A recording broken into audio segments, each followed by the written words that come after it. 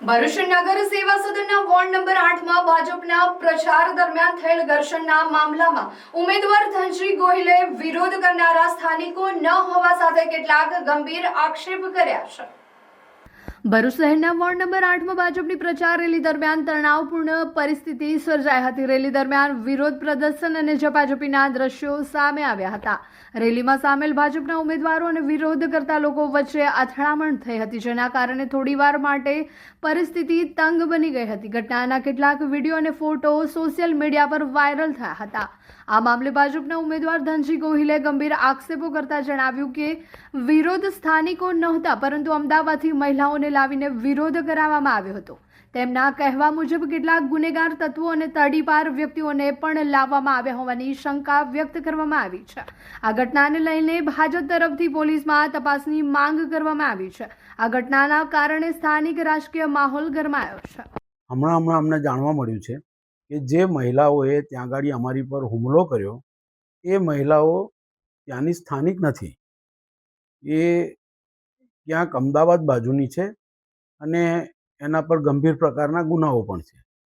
સાંભળવામાં તો એ પણ આવ્યું છે લોકચર્ચા પ્રમાણે કે એ તડીપારના ગુનેગારો છે।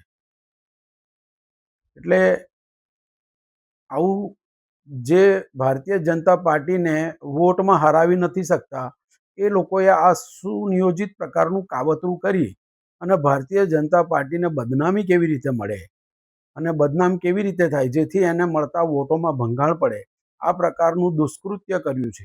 અને જે લોકોએ આ પ્રકારની દુષ્પ્રેરણા આપી છે તે લોકો ભારતીય જનતા પાર્ટીને વોટિંગથી હરાવી નથી શકતા, એ પ્રકારના તત્વો છે।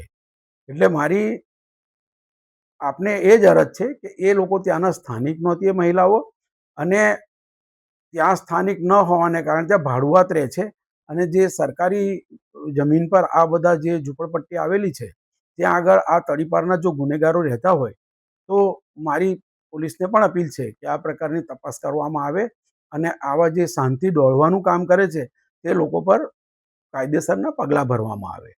साल के इस महीने में हर दूसरी रील में आपको मिल जाते हैं अनप्रोपोर्शनेट प्रोमिसेस और अनगिनत सलाहें जो शायद आपको और भी कंफ्यूज करती हैं, पर इस सब में जो एक मेन चीज मिसिंग है वो है competency based learning.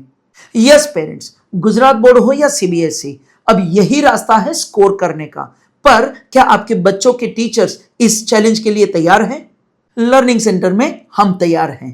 9th 10th हो या 11th 12th, गुजरात बोर्ड हो या सीबीएसई, हमारे नए करिकुलम का एकमात्र फोकस है कॉम्पिटेंसी बिल्डिंग। हम कंटिन्यूअसली स्टूडेंट की कॉम्पिटेंसी लेवल को मेजर करते हैं और उसको इंप्रूव करने के लिए गाइड करते हैं, जिसका सीधा पॉजिटिव असर उनके स्कोर के ऊपर होता है। इसके अलावा हम स्टूडेंट को देते हैं टाइम मॉनिटरिंग शीट, जहां पे स्टूडेंट घर पे कितना घंटा पढ़ाई करते हैं उसका भी हम ट्रैकिंग करते हैं। लर्निंग सेंटर की 360 डिग्री सपोर्ट वाली ये एजुकेशन सिस्टम में और भी बहुत सारे इनिशिएटिव्स हैं, तो आज ही आपके बच्चों को ये लर्निंग सेंटर की एजुकेशन सिस्टम गिफ्ट कीजिए। तो आज ही कांटेक्ट कीजिए या तो हमारे कोई भी सेंटर की विजिट कीजिए।